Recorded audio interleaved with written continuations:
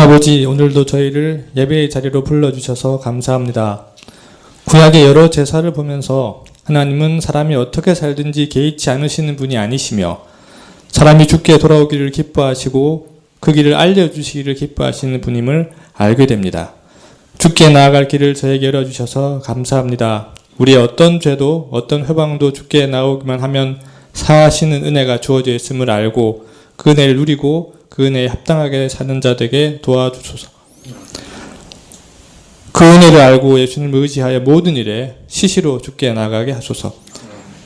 선거가 얼마 남지 않았습니다. 주님, 보이는 것은 사람들 뿐이고 사람들의 주장과 공약뿐인 듯하오나 하나님께서 엄연히 세상을 다스리고 계시고 주의 뜻을 이루어 가심을 믿나이다. 한때 저희가 사람들에게 정치에 지나치게 기대를 품었던 것처럼 지금은 지나치게 절망할 수 있을 듯합니다. 주여, 이런 저희의 절망 가운데서 저희를 건지시고 다만 저희의 도리를 다하며 여기서도 주를 의지하게 하옵소서. 학생들은 학생들대로, 청년들은 청년들대로, 중년과 장년들은 그 나름대로 참 어려운 시절을 만났습니다. 주께서 살아갈 힘을 주시고 무엇보다 낙심치 않게 하여 주옵소서.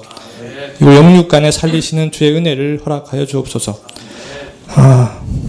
주여, 저희로 저희 소견에 맞는 대로 살지 않게 하시고 주의 말씀의 큰 원리를 알고 그에 따라 주께서 주시는 큰 자유와 기쁨을 누리며 살게 하여 주옵소서. 주의 말씀을 기대하오니 말씀을 전하는 자에게 힘과 지혜를 주시고 듣는 저에게는 들을 귀와 순종할 마음과 실행할 의지를 허락하여 주옵소서. 예수님 이름으로 기도합니다. 아멘.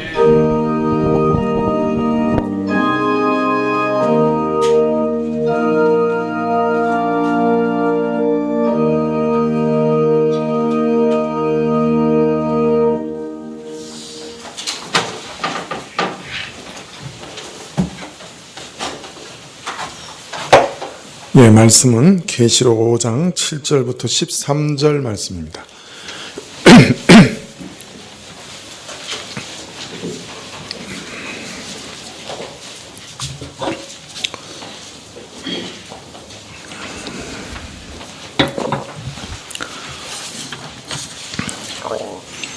예, 계시록 5장 7절부터 14절까지, 마지막 절까지 공독하겠습니다. 한 절씩 교독하시죠. 어린 양이 나와서 보좌에 앉으신 이의 오른손에서 책을 취하시니라.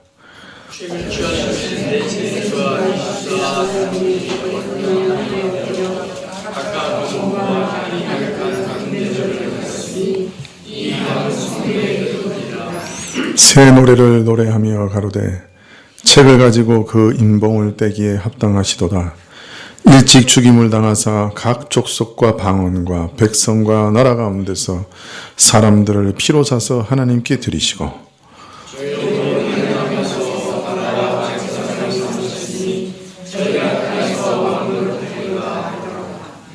내가 또 보고 들음에 보좌와 생물들과 장로들을 둘러선 많은 천사의 음성이 있으니 그 수가 만만이요 천천이라.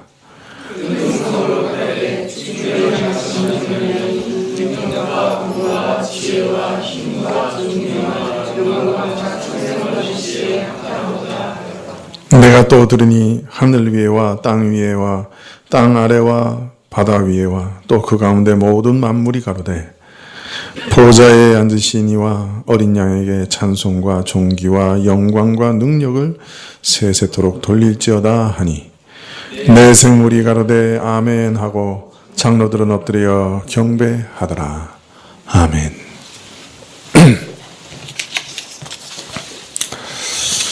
네.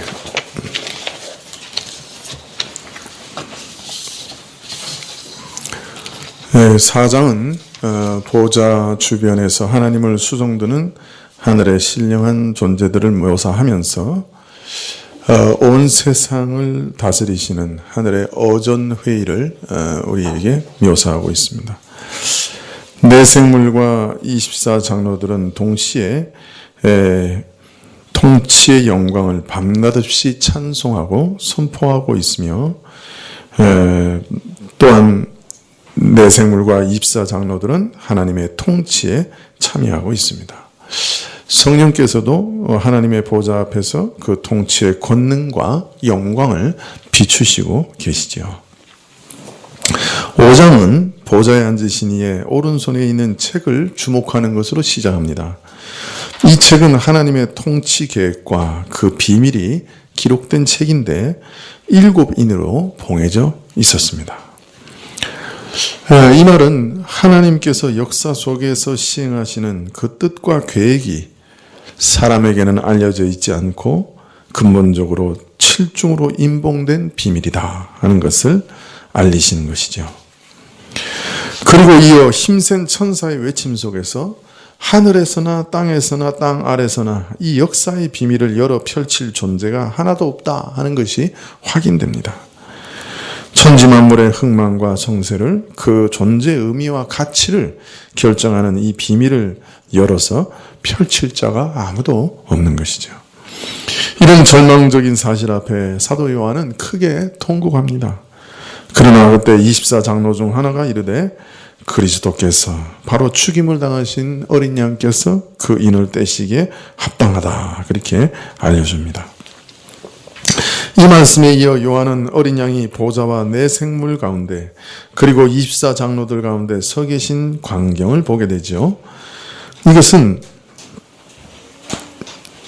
바로 그리스도께서 하나님의 통치의 중심에 계시다 하는 것을 알리고 있는 것입니다.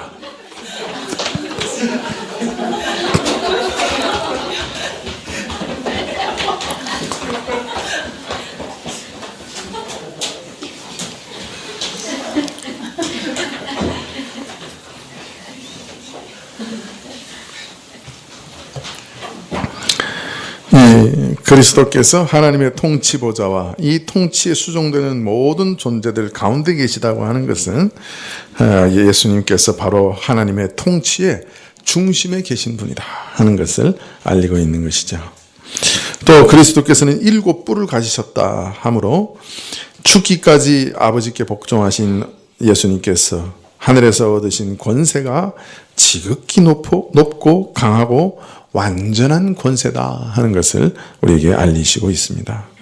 7눈을 가지심으로 그가 7영이신 하나님의 7영이신 성령님을 이 땅에 보내시어 하나님의 통치를 시행하고 계시다 하는 것을 우리에게 알리시되 아버지께서 아들을 지극히 높이사 이제 성령을 보내게 하시고 또 이 성령을 통해 온 땅을 다스리게 하신 것을 우리에게 보여주고 있습니다.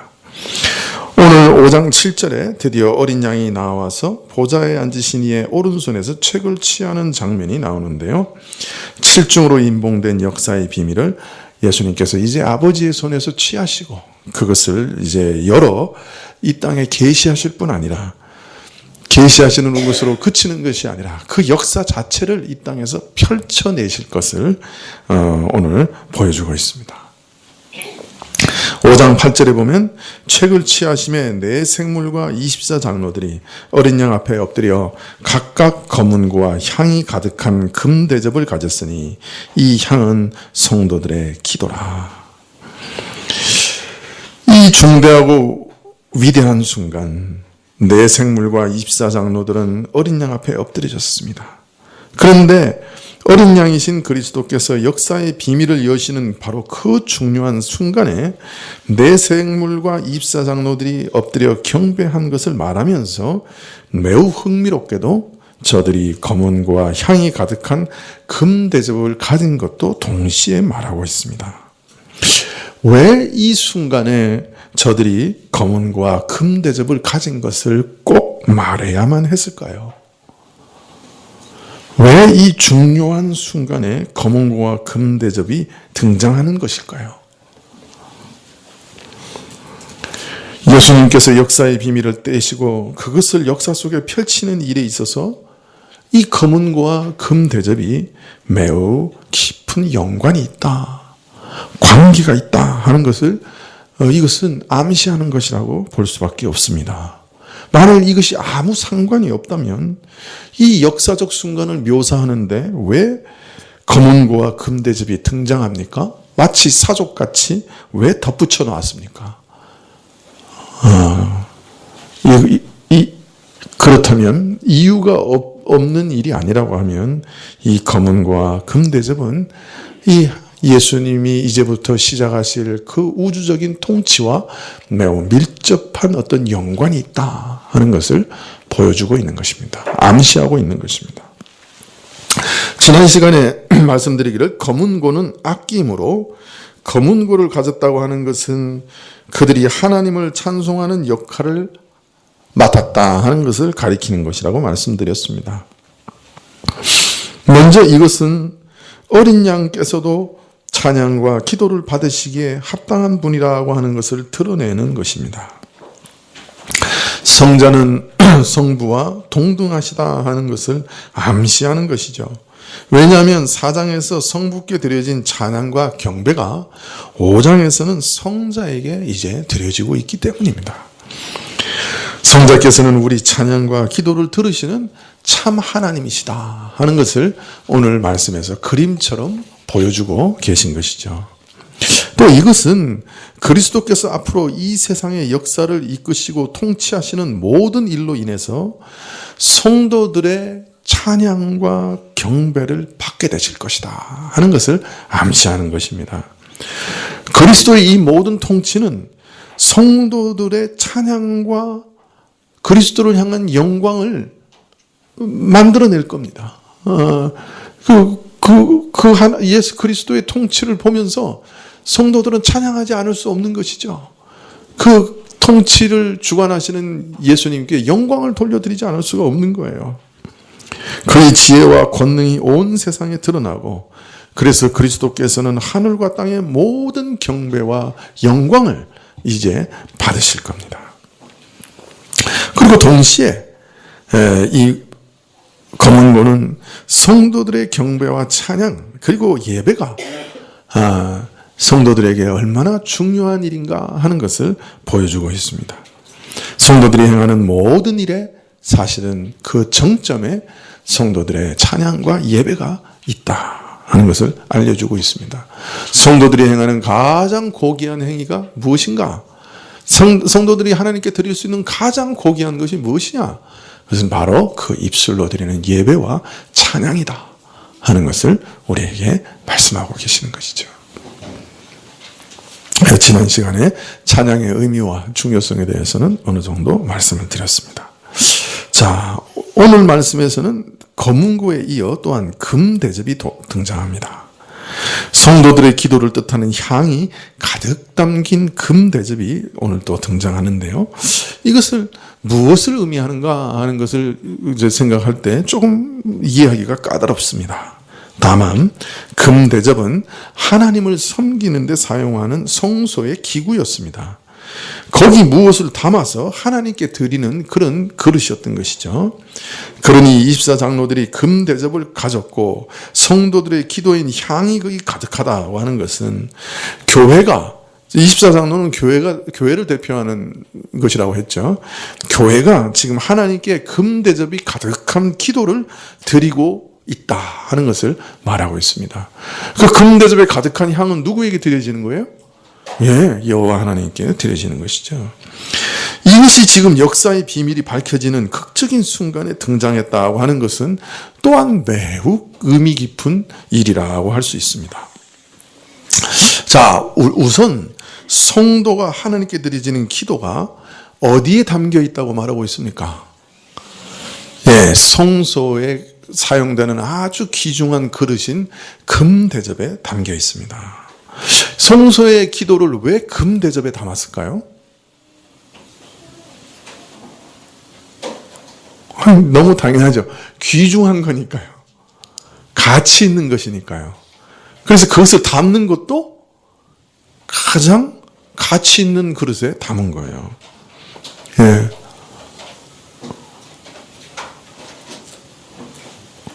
여러분, 음식을 담을 때 제일 귀하고 좋은 그릇에는 뭘 담습니까? 간장, 식초? 그런 거 담습니까? 아니죠. 메인 요리를 담지 않습니까?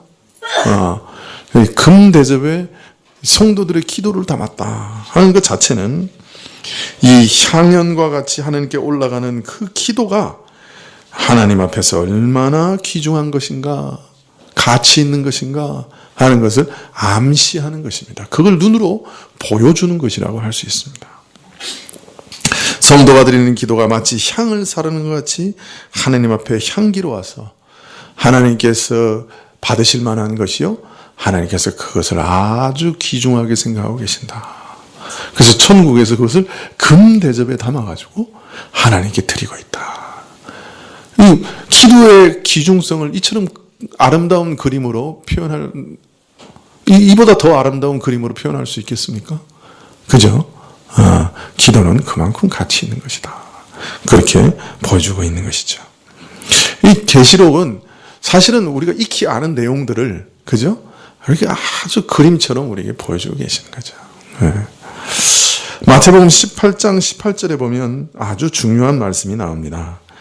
18장 18절에 보면 땅에서 매면 하늘에서도 매이고 땅에서도 풀면 하늘에서도 풀리리라, 그런 말씀이 나옵니다.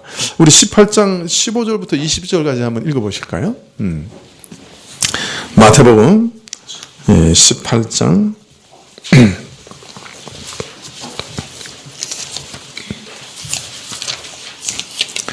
15절부터 20절까지. 네, 신약 15쪽인데요. 누가 한번 큰 소리로 읽어주시겠어요? 마태복음 18장 15절부터 20절까지.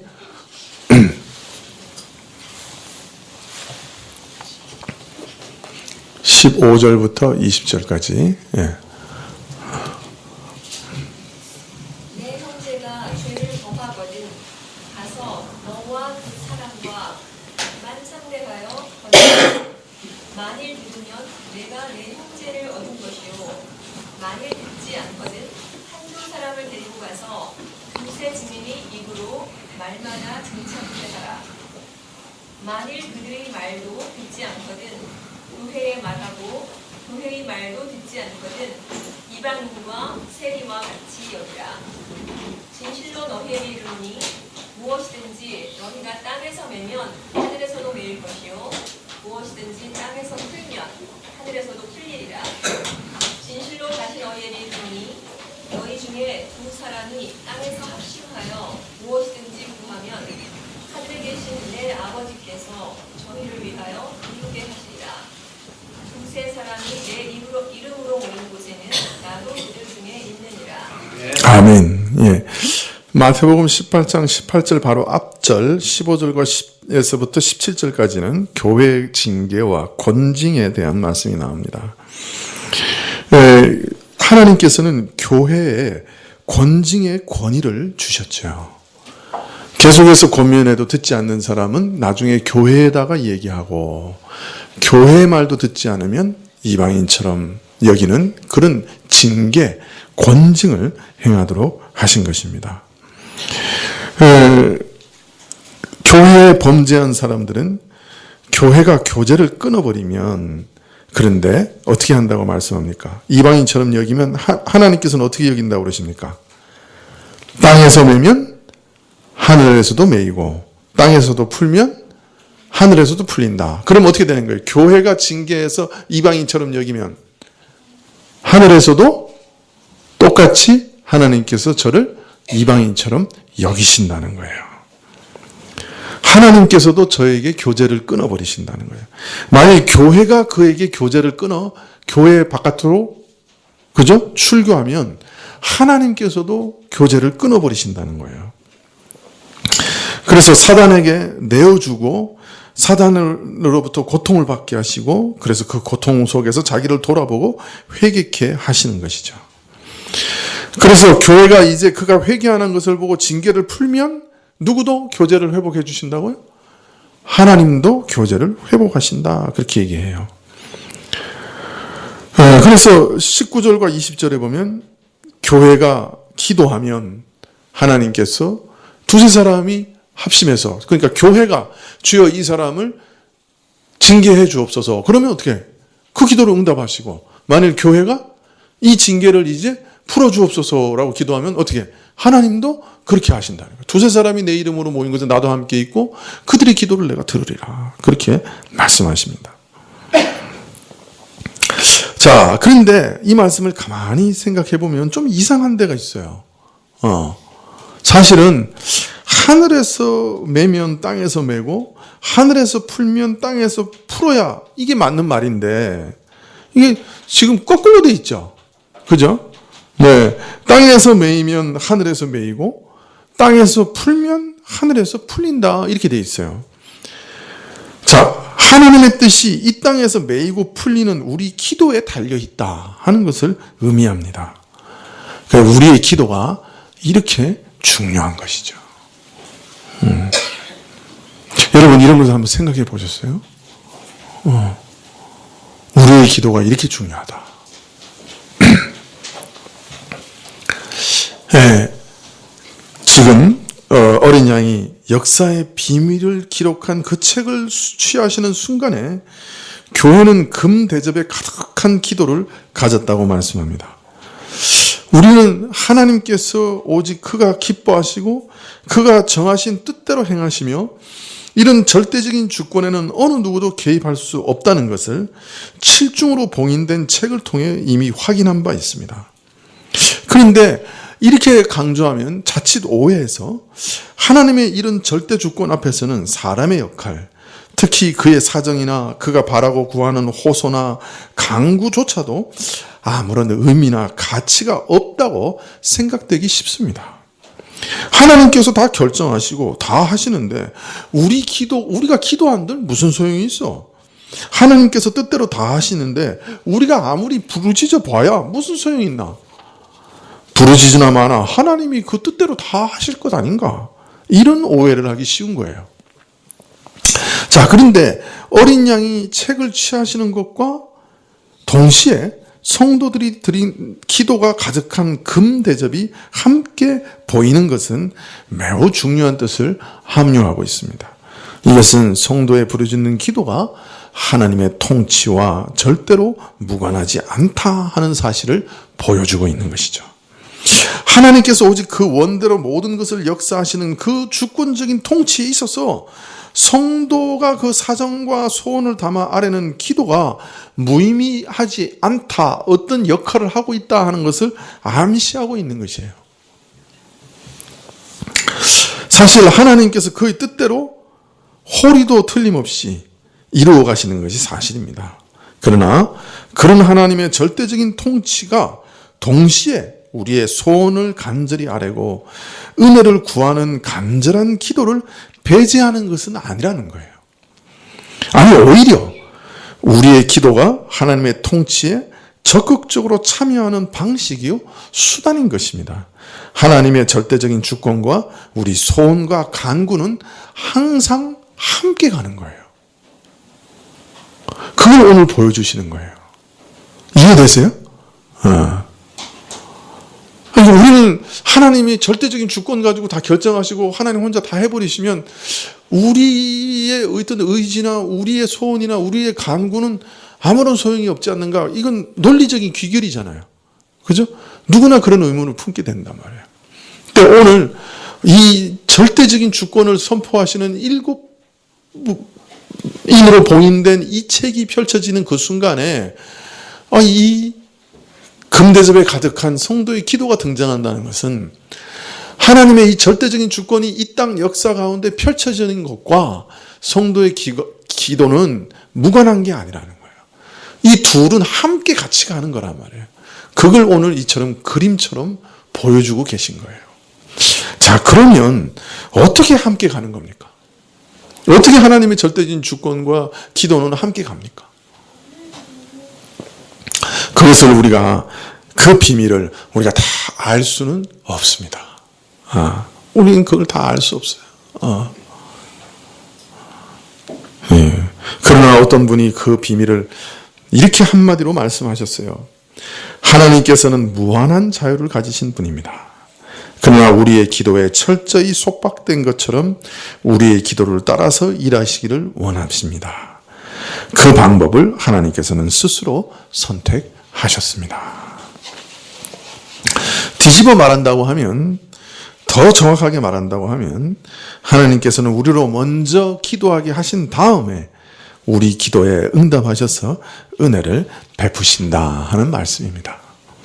그래서 야고보 선생은 우리에게 가르치기를 너희가 받지 못하는 것은 구하지 아니하였기 때문이다. 그렇게 말씀합니다.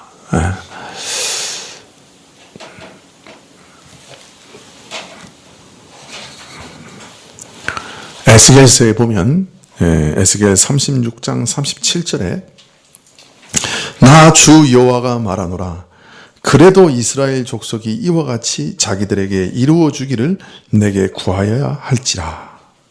에스겔 36장에는 하나님께서 바벨론에 포로되어 있는 이스라엘에게 놀라운 약속을 주십니다. 이제 이스라엘에게 바벨론의 포로 생활에서 돌이키는 놀라운 축복을 주시겠다고 약속합니다. 그러나 36장 37절에 나 주 여호와가 말하노라 그래도 이스라엘 족속이 이와 같이 자기들에게 이루어 주기를 내게 구하여야 할지니라. 그러나 우리말 번역은 정확하게 하나님의 뜻을 드러내지는 못합니다. 정확하게 번역하면 이제 나는 다시 한번 이스라엘 족속을 시켜서 내게 도움을 간청하게 하겠고, 이게 정확한 번역입니다. 하나님께서는 이제 이런 약속을 주셨어요. 70년 후에 이스라엘이 바벨론에서 돌아갈 거다. 그런데 이스라엘로 하여금 이 약속이 이루어지기를 기도하는 것까지도 약속하고 계시는 거예요. 그렇게 기도하게 할 것이다 라고 약속하고 계십니다. 다니엘이 70년이 다 지난 다음에 이 말씀을 읽은 다음에 어떻게 합니까? 이 약속을 읽고서 이 약속대로 이루어 주십시오 라고 기도하기 시작합니다. 이처럼 하나님께서는 우리에게 은혜를 베푸실 때 기도하게 하시고 그 기도를 응답하는 방식으로 자신의 은혜를 베푸시기로 정하신 것입니다. 그래서 우리가 기도하지 않으면 기도하지 않아서 망하는 작정이 이루어지는 것입니다. 우리가 기도하면 그 기도를 통해 하나님의 능력과 은혜를 우리에게 베푸시기로 작정하신 그 작정이 이루어집니다. 자, 그러니까 우리는 어떻게 해야 돼요?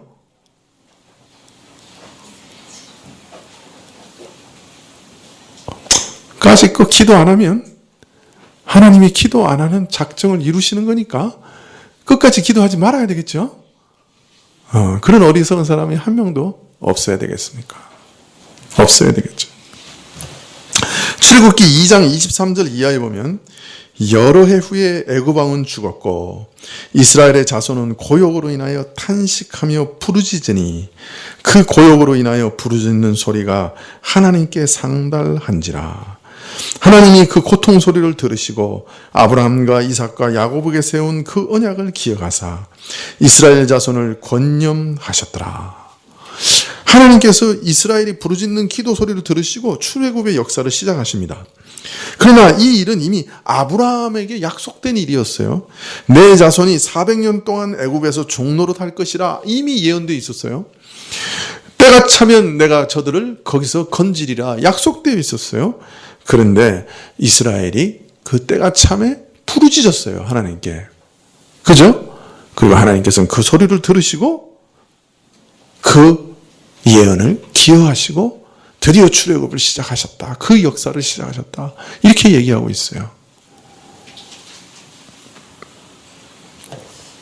그리스도께서 이 땅의 역사 속에서 그가 작정하시는 일을 이루어 가시는 데 있어서 하나님 나라를 이 땅에 이루어 가시는 데 있어서 성도들은 결코 곁에 서서 구경만 하는 방관자가 아닌 것이에요. 오히려 적극적으로 참여하는 자들인 거예요. 바로 그들이 하나님을 향하여 부르짖어 아래는 호소와 간구와 더불어 이런 일이 진행되는 것입니다.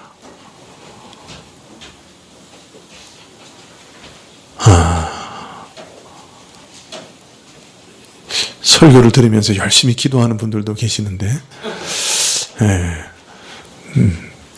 괜찮습니다. 기도하십시오. 기도해야죠.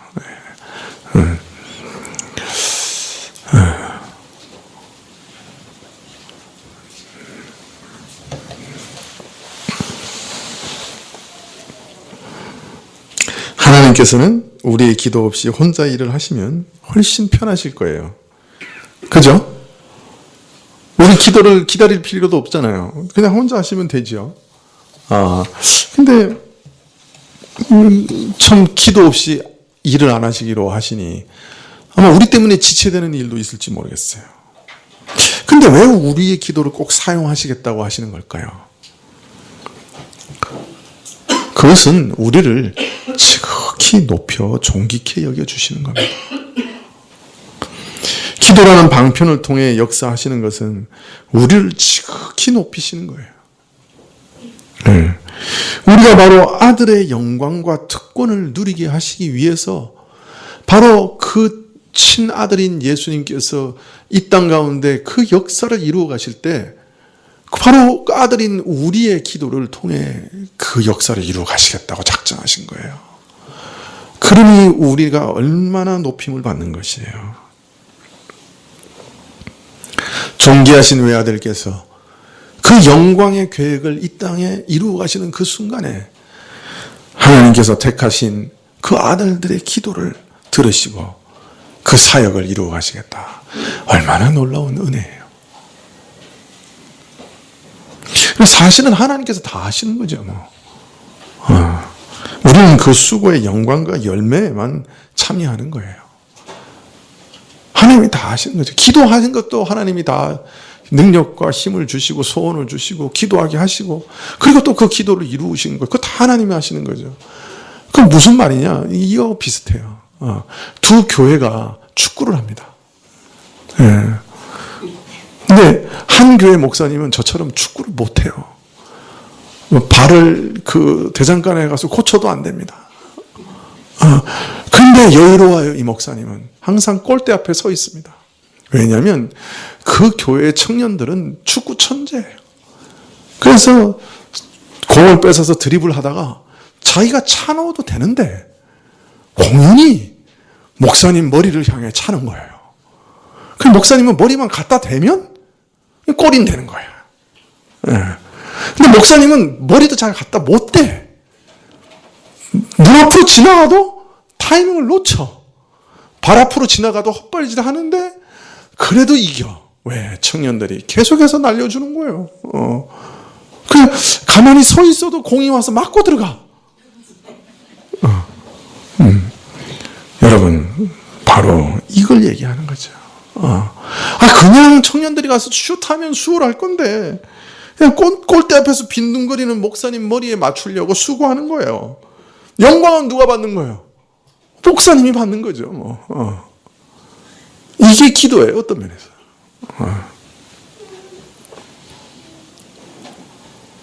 하나님 혼자 하시면 편하고 다 하시면 되는데, 굳이 우리를 사용하시는 거예요. 왜? 우리에게 영광을 돌려주시기 위해서요. 사실 우리 기도가 얼마나 비천합니까? 얼마나 보잘것없어요. 제대로 된 기도를 평생에 몇 번이나 하는지 모르겠어요. 맨날 졸다가 중언부언하다가 딴 생각하다가 그렇게 기도를 드리는데 우리 아버지께서는 그냥 그걸 궁일이 여기셔가지고 그 기도를 응답하시는 거예요. 놀라운 열매를 맺게 하시는 거예요. 그 다음에 나중에 얘기하시는 거예요. 네가 기도해서 그렇게 된 거야. 목사님 거기 서 계셨잖아요. 목사님이 헤드트릭이에요.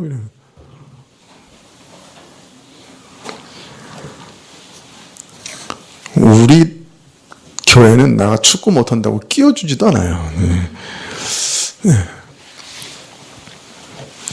기도는 이런 하나님의 통치에 참여하는 것이에요. 근데 동시에 기도는 사람들 안에서 놀라운 역사를 이루는 도구이기도 합니다. 우리는 기도를 통해서 연단을 받습니다. 사실 우리 신자는 기도를 통해서 하나님의 사람이 됩니다. 기도 없이는 우리는 연단받지 못해요. 기도 없이는 우리가 하나님의 사람으로 변화되지 못해요. 기도하면 우리가 하나님의 뜻을 깨닫게 됩니다. 그 신기해요. 기도할 때 비로소 우리는 저 임봉한 책이 기록된 하나님의 계획을 슬며시라도 들여다볼 수 있게 돼요. 기도하면 연단을 받아요. 기도를 받으면 그래서 하나님의 사람이 돼요. 기도를 하면 하나님의 숨겨진 비밀한 뜻을 발견하게 됩니다. 신기하죠. 그래서 기도를 통해 우리는 인내라는 연단을 배웁니다. 이상해요. 처음 초신자일 때는요, 기도하면 그냥 즉각 응답이 와요. 그런데 어느 정도 시간이 되면요, 이게 참 쉽지 않아요. 이게 오래 기다려야 돼요. 응답이 잘 안 와요. 여러분 다 경험하시죠? 그래서 예전에 제가 그랬어요. 누구 보고 저보고 기도 응답을 부탁하길래, 야, 그러지 말고 저기 있는 초신자한테 가서 기도 부탁해라. 저 사람들 기도는 즉각 되니까 응답이 저 사람들한테 해라고. 내가 그렇게 농담 삼아 얘기한 적이 있어요. 현대인들은 이 조급증이 문제예요. 기다리지를 못해. 옛날에는 밥을 먹으려고 그래도요, 쌀 씻어야죠. 그죠? 장작 가져와서 아궁이에 불 떼야죠. 그래가지고 또 손으로 물 맞춰서 그냥 올려놓고 기다리고 또 기다려야지. 밥 된 다음에 또 뜸 기다려야 돼. 그죠? 어쩔 수 없이 인내를 배우는데요. 요새는요, 2분 만에 돼요. 뜩 뜯어가지고 전자레인지에 삑 돌리면 뜨거운 밥이 아궁이에서 만든 것보다 훨씬 맛있게 딱 떨어지니까 이 사람들이 조급해요. 특별히 한국 사람만큼 조급한 사람들이 없어요. 그래서 택배는 그날 와요. 이제는 그 다음 날도 아니에요. 그날 와요. 조금 있으면 아마 무인 비행기 타고 택배가 올 거예요. 이제는 아파트 문을 두들기는 게 아니라 창문을 열어주세요라고 전화가 올 거예요, 아마. 제가 거짓말 하는 게 아니고, 이제 미국에서는 벌써 이미 시작됐어요. 아마존 같은 데서. 미국은 이제 땅이 넓잖아요. 그죠? 그러니까 차로 가는 것보다 그냥 무인 비행기로 그냥 싣고 가면 되는 거예요. 아마 한국은 미국보다 더 빨리 도입할 것 같아. 예. 그러니 우리에게는 인내라고 하는 것을 배울 기회가 없어요. 자, 그런데 기도에서도 그래서 인스턴트가 되기를 원해요. 즉각 기도가 응답되길 바라요. 그런데 하나님께서는 그렇게 하지 않으세요. 문제가 해결되지 않아요. 아무리 간절히 기도했는데 어떤 문제를 가지고 기도해도 응답이 없어요. 묵묵부답이에요. 계속 이렇게 대하실 때 우리 굉장히 낙심하지요. 기도의 의욕을 잃어버리죠. 그러나 하나님께서는 기도 가운데 우리에게 인내를 배우기를 원하세요. 그 가운데서 우리의 믿음을 증명해내기를 원하시는 거예요. 주님께서 이런 말씀을 하셨어요. 말세에 내가 믿음을 보겠느냐. 하나님께서 금방 응답을 주시면 좋겠죠. 그런데 응답해 주시지 않고 오래 기도했는데도 침묵으로 일관하시면 우리는 하나님의 약속과 하나님의 사랑을, 하나님의 능력을 의심하게 되죠. 그런데 예수님께서 이렇게 물으세요. 내가 말세에 믿음을 보겠느냐?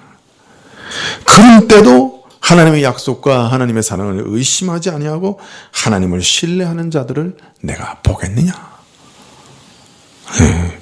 하나님께서는 지금도 이런 믿음을 가진 사람들을 찾고 계세요. 그리고 이런 믿음 있는 자를 보실 때 기뻐하시고 어떤 면에서 놀라시기도 하실지 몰라요. 왜냐하면 내가 믿음을 보겠느냐 이렇게 부정적으로 얘기하셨기 때문에 믿음을 보시면 깜짝 놀라실지도 몰라요. 이야, 저런 놈도 있네. 그렇게 기뻐하실지 몰라요. 예. 하나님께서는 지금도 이런 믿음 가진 사람을 찾고 계시는 거죠. 하나님께서 아마 그런 믿음 가진 사람 보면 이렇게 얘기하실지도 몰라요. 천군 천사를 다 불러 모으시고 야, 쟤 봐라. 욥을 봐라 그러셨던 것처럼 야, 쟤 봐라. 그렇죠? 아무개 장로가, 아무개 집사가, 아무개 권사가 야, 지금 저렇게 오랫동안 나를 신뢰하고 기도하고 있다. 너 한번 저 사람 봐라. 천사들에게 자랑하실지도 모릅니다. 오랫동안 내가 문제를 해결해 주지 않았는데도 나를 계속 신뢰하고 여전히 기도하고 있는 저 믿음의 사람을 봐라. 네.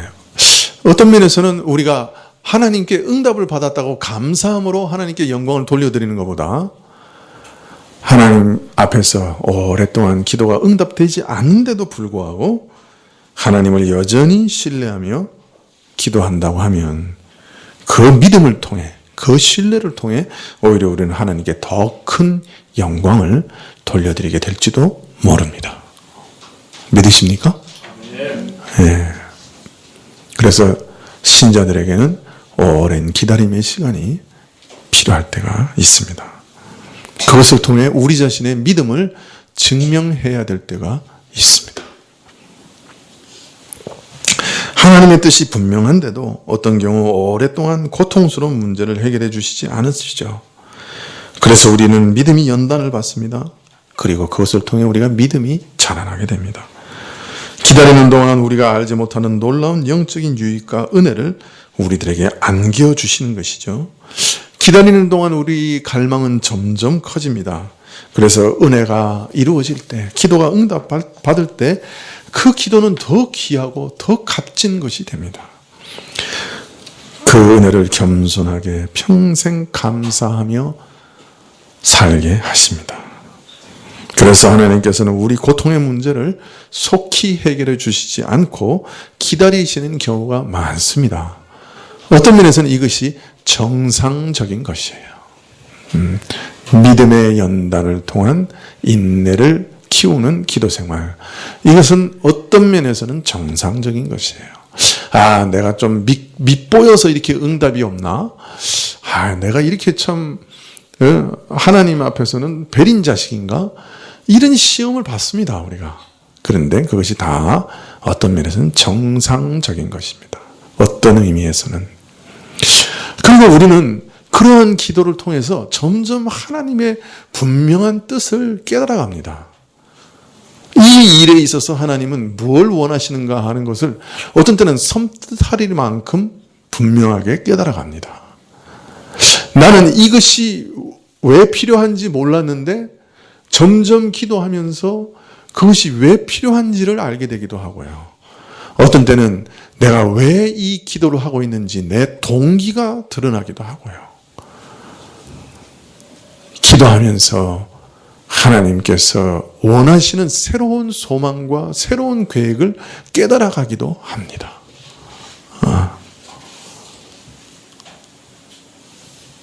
참 이상해요. 하나님께서 우리에게 주신 선한 소망은 비록 덜이 이루어진다고 해도 우리 안에 샘솟는 것 같이 솟아올라서 하나님께 늘 기도하게 만듭니다. 그리고 기도하면서도 어느 정도 알죠. 아, 이거 하나님이 주신 소망이기 때문에 어떻게 이루실지는 모르지만 언젠가는 이루실 거다. 알면서 기도하죠. 그리고 기다리죠. 흥미진진하게 하나님께서 이것을 어떻게 이루실까. 흥미진진하게 기다리면서 기도하게 됩니다. 기도하면서 우리는 하나님의 성품을 발견하게 됩니다. 기도하면서 우리는 우리 자신이 누구인지도 보게 됩니다. 기도 없이는 그 어느 것도 우리에게 유익된 것은 없습니다. 기도 가운데 우리는 하나님의 성품을 닮아가고 하나님의 사람이 되어갑니다. 기도 가운데 우리는 용서를 배웁니다. 기도 가운데 우리는 인내를 배웁니다. 기도 가운데 우리는 용납을 배웁니다. 기도 가운데 우리는 하나님이 보시는 눈으로 세상을 보게 됩니다. 기도 가운데 우리는 하나님의 동역자가 됩니다. 그리스도께서는 자신의 사역을 이 땅에 이루실 때, 하나님의 나라를 세우실 때 우리를 동역자로 삼으시기를 원합니다. 이것이 얼마나 놀라운 일입니까? 우리가 하나님의 존귀한 아들로서의 특권을 마음껏 누리기를 원하십니다. 기도 가운데 그 권세를 누리기를 원하십니다. 기도를 고통스러운 일, 어쩔 수 없이 하라고 하시니 어쩔 수 없이 해야 되는 행위로 생각하지 마시기 바랍니다. 하나님의 영광스러운 사역에, 그리스도의 존귀한 사역에 참여하는 영광스러운 행위로 생각하시기 바랍니다. 아마 그렇게 생각하면 우리의 기도가 달라지지 않을까요? 또 우리의 기도가 우리 자신의 이기적인 욕망에서 벗어나 하나님 나라의 영광을 구하는 기도로 나아갈 수 있지 않을까요? 어떤 유명한 신학자가 말하기를, 우리가 하나님을 믿는 데는 하나님을 전적으로 의존하는 어린아이와 같이 되어야 하고, 하나님을 순종하는 데는 하나님의 뜻만 쫓는 종과 같이 되어야 하고, 그러나 기도에 있어서는 하나님의 친구가 되어야 한다. 멋진 말이죠? 한번 다시 읽어볼까요? 네, 우리가 하나님을 믿는 데는 하나님을 전적으로 의존하는 어린아이와 같이 되어야 하고, 하나님을 순종하는 데는 하나님의 뜻만 쫓는 종과 같이 되어야 하고, 그러나 기도에 있어서는 하나님의 친구가 되어야 한다. 여러분 다 하나님의 아들로서 참 아브라함과 같이 하나님의 친구와 같이 하나님과 나아가 모든 일을 상의하고 기도하는 분들이 다 되시기를 축원합니다. 기도하시겠습니다.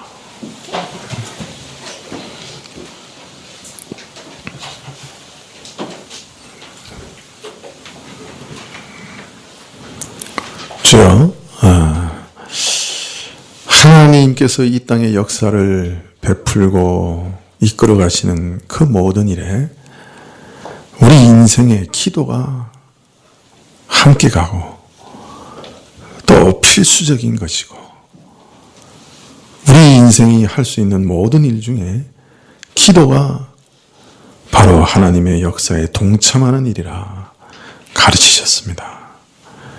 주여, 우리가 억지로 아니라 정말 흥미로운 기도의 세계에 들어가는 참 탐험자와 같이 하나님의 뜻을 발견해가고 하나님의 뜻을 이루는 데 수종들며 또 우리의 소원을 아뢰고 그 소원을 들으시는 하나님의 기이한 역사를 보며 세밀히 살피시는 하나님을 만나는 그런 은혜의 시간이 우리의 기도 시간이 다 될 수 있도록 허락하여 주옵소서.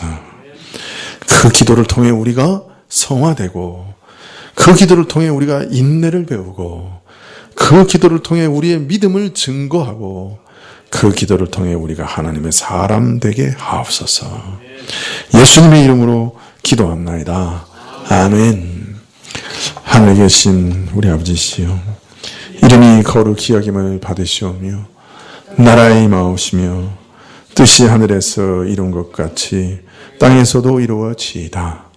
오늘날 우리에게 일용할 양식을 주옵시고, 우리가 우리에게 죄 지은 자를 사하여 준 것 같이 우리의 죄를 사하여 주옵시고, 우리를 시험에 들게 하지 마옵시고 다만 악에서 구하옵소서. 대개 나라와 권세와 영광이 아버지께 영원히 있사옵나이다. 아멘.